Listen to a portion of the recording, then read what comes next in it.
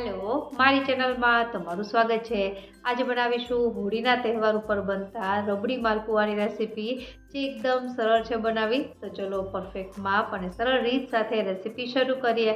અને રેસીપી પસંદ આવે તો વિડીયોને લાઇક અને ચેનલને સબસ્ક્રાઇબ કરવાનું ના ભૂલતા। તો સૌપ્રથમ માલપુઆનું બેટર બનાવીએ। તો એની માટે મેં અહીં અડધો કપ જેટલો ઘઉંનો ઝીણો લોટ લીધો છે। આની જગ્યાએ તમે મેંદો પણ લઈ શકો। ત્યારબાદ 1/4 કપ જેટલો ઝીણો રવો, ત્યારબાદ 1/4 કપ જેટલી ખાંડ, અને માલપુઆ એકદમ ફ્લેવરફુલ બને એની માટે થોડું ઝીણું ટોપરાનું ખમણ, અને અહીં એક એલચી છે એને મેં આ રીતે ક્રશ કરી લીધી છે એ ઉમેરી દઈશું। ત્યારબાદ 1 ટીસ્પૂન જેટલો વરિયાળીનો પાવડર, અહીં મેં અધકચરી વરિયાળી ખાંડી લીધી છે।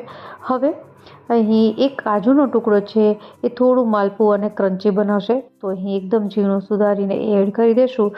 તો બસ હવે માલપુઆનું બેટર બનાવવા માટે બધી જ વસ્તુ આપણે એડ કરી દીધી છે, જેને મિક્સ કરી લેશું।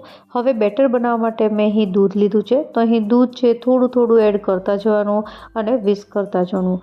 બેટરની કન્સિસ્ટન્સી છે આપણે ચમચાથી પોર કરી શકીએ એ ટાઈપની બનાવવાની છે। તો મેં અહીં અત્યારે 3/4 કપ જેટલું દૂધ લીધું છે, જે હું એડ કરી દઈશ। અને તમે જોઈ શકો છો કે હજી બેટર છે એ ટાઈપની કન્સિસ્ટન્સીનું નથી બન્યું, તો આપણે ફરીથી થોડું દૂધ એડ કરીશું। મારે આ બેટર બનાવવા માટે ટોટલ 1 કપ દૂધની જરૂર પડી છે। તો આપણું આ બેટર છે એ બનીને તૈયાર થઈ ગયું છે। અને હવે અહીં આપણે આને એકદમ ચમચાની મદદથી જોઈએ તો આ રીતે તમે કરો તો એકદમ એક ધારું નીચે પડે છે। તો બસ આપણું આ બેટર પરફેક્ટ બન્યું છે। 10 થી 15 મિનિટ માટે રેસ્ટ ઉપર રાખી દઈશું। ત્યાં સુધીમાં રબડી બનાવીએ। તો મેં અહીં અમૂલ ગોલ્ડ જે ફૂલ ફેટ વાળું દૂધ આવે છે એ લીધું છે, જે 500 ml છે। કોઈ પણ જાડા તળિયાવાળી કઢાઈમાં આપણે એડ કરી દઈશું। અને હવે અહીં અત્યારે બીજું કોઈ વસ્તુ એડ નથી કરવાની, જસ્ટ આપણે કેસરના થોડા તાતણા એડ કરી દઈશું।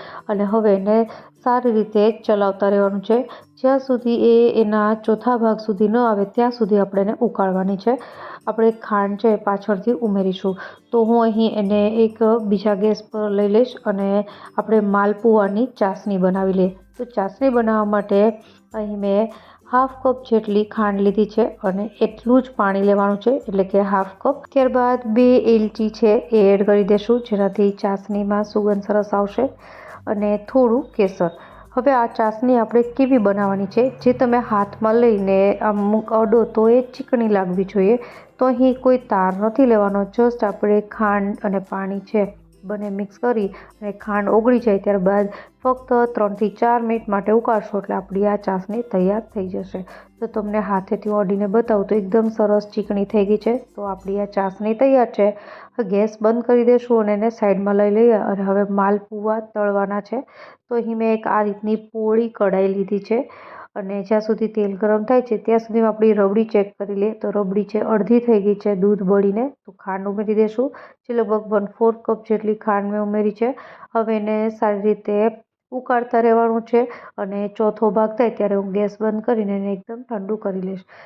તો તેલ છે ગરમ થઈ જાય એટલે અહીં ગેસની ફ્લેમ લો કરી દેવાની, અને હું તમને બેટર બતાવી દઉં તો આ રીતનું બેટર છે બનવું જોઈએ। હવે ચમચાની મદદથી જ આપણે એને પોર કરીશું। તો આ રીતે પોર કરી દેવાનું, અને નાની નાની સાઇઝના માલપુઆ બનાવવાના છે। સ્ટાર્ટિંગમાં તમારે એને પલટાવવાના નથી, એ એક વખત તેલમાં સેટ થઈ જશે એટલે ઓટોમેટિક જ એ ધીમે રહીને ઉપર આવવા લાગશે। તો આ રીતે થોડી વાર પછી એ ઉપર આવવા લાગે એટલે છરીની મદદથી કે કોઈ પણ ચમચીની મદદથી તમે એને આ રીતે ફેરવી શકો, અને ત્યારબાદ છારાની મદદથી બીજી સાઈડ આ રીતે આપણે કરી લેશું। તો આ જે માલપુઆ છે ને આપણે ગોલ્ડન બ્રાઉન જેવા તળવાના છે। તો આ રીતે હું 2 માલપુઆ આ રીતે સેટ થઈ જાય એટલે હું સાઈડમાં રાખીને બીજું બેટર પણ પોર કરી દઈશ। તો આ રીતે આપણે જે માલપુઆ બનાવવાના છે એકદમ સરળ છે બનાવવા, અને ગોલ્ડન બ્રાઉન જેવા થવા લાગે એટલે આપણે કાઢી લેશું। તો જ્યાં સુધી જે માલપુઆ તળાય છે ત્યાં સુધીમાં આપણે રબડી ચેક કરી લઈએ। તો રબડીની કન્સિસ્ટન્સી છે આ રીતની આવી ગઈ છે। તો આપણી રબડી તૈયાર છે। હવે કોઈ પણ બીજી વસ્તુ એડ નથી કરવાની, ગેસ બંધ કરી દઈશું ને એને એકદમ ઠંડી કરી લેવાની છે, અને ઠંડી થાય ત્યારબાદ સૌથી છેલ્લે આપણે માલપુઆ સાથે સર્વ કરીશું। તો અહીં આપણી પહેલી બેચ છે માલપુઆની છે એ પણ તૈયાર થઈ ગઈ છે। આ રીતે ગોલ્ડન બ્રાઉન જેવો કલર આવી જાય એટલે આપણે આ રીતે તેલ છે જ્યારે કાઢો ત્યારે એકદમ નિતારી દેવાનું, અને હવે આને પ્લેટમાં લઈ લેશું। તો આ રીતે બધા જ માલપુઆ તૈયાર કરી અને જે આપણી ચાસણી છે બની ગઈ છે એમાં માલપુઆને ડીપ કરવાના છે અને લગભગ 4 થી 5 મિનિટ માટે માલપુઆ છે એને ચાસણીમાં ડીપ કરીને રાખવાના. અહીં જ્યારે પણ તમે તળીને માલપુઆ બહાર કાઢો ત્યારે થોડી વાર એને સેટ થવા દેવાના, લગભગ 2 થી 3 મિનિટ બાદ, અને પછી જ આપણે એને ચાસણીમાં ડીપ કરીશું. તો આ રીતે હું બધા જ માલપુઆ છે એ તૈયાર કરી લઈશ. જ્યારે પણ તમે માલપુઆને ચાસણીમાંથી કાઢો ત્યારે એકદમ આ રીતે પ્રેસ કરીને વધારાની ચાસણી છે નિતારી લેવાની, કારણ કે આપણા માલપુઆ છે ને એકદમ વધારે ગળ્યા નથી કરવાના. બેટર બનાવતી વખતે પણ આપણે થોડી ખાંડ એડ કરી હતી એટલે અંદર અને બહાર બંને સાઈડથી આપણા માલપુઆ સ્વીટ જ થઈ ગયા છે. તો આ રીતે મેં બધા જ માલપુઆ તૈયાર કરી લીધા છે અને રબડી પણ ઠંડી થઈ ગઈ છે. તમે જોઈ શકો છો આ રીતની કન્સિસ્ટન્સી આવી ગઈ છે. તો હવે આપણે એને સર્વ કરીએ. તો ઉપરથી માલપુઆને પિસ્તા, કાજુ અથવા તો વરિયાળીના ભૂકાથી ગાર્નિશ કરી દેવાનું અને સાથે આ ઠંડી ઠંડી રબડી છે. તો આ બંનેનું કોમ્બિનેશન એકદમ સરસ લાગે છે. હોળીના તહેવાર ઉપર તો અચૂકથી બનાવવાનું જ હોય, પણ જો તમે એમને પણ આ રેસીપી બનાવો ખૂબ જ ટેસ્ટી લાગે છે. તો આશા રાખું કે તમને આ રેસીપી જરૂરથી પસંદ આવી હશે.